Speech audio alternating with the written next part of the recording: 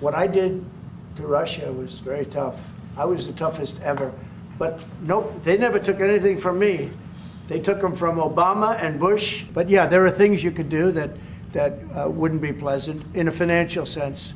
I can do things financially that would be very bad for Russia. I don't want to do that because I want to get peace. I want to see peace, and we'll see. But in a financial sense, yeah, we could do things very bad for Russia. It would be devastating for Russia, but I don't want to do that because I want to see peace.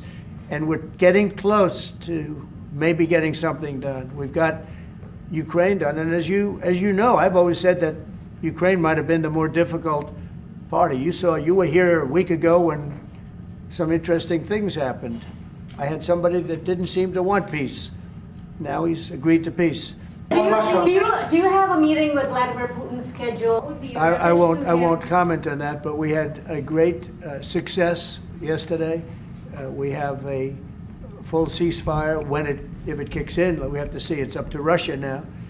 But we've had a good relationship with both parties, actually, and we'll see. We'll be knowing people are going to Russia right now as we speak, and hopefully we can get a ceasefire from Russia. And if we do, I think that would be 80% of the way to getting this horrible bloodbath finished. It's a bloodbath is taking place over there.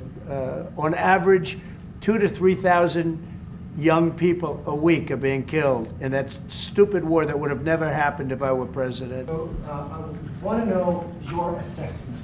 When you take this deal to him now, how do you assess the chances of Putin? I have no assessment, and I don't go by chances. I think it makes sense for Russia, a lot of downside for Russia too. And we have a very complex situation solved on one side, pretty much solved.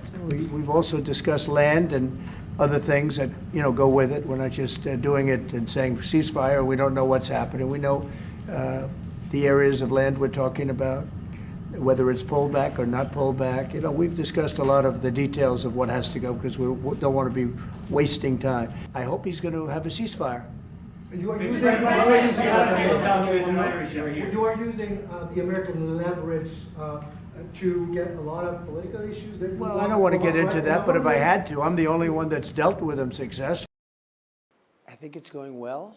I think it's a tough situation that we're in. I inherited a mess from him in so many ways, whether it's the wall or the economy or anything you want to talk about.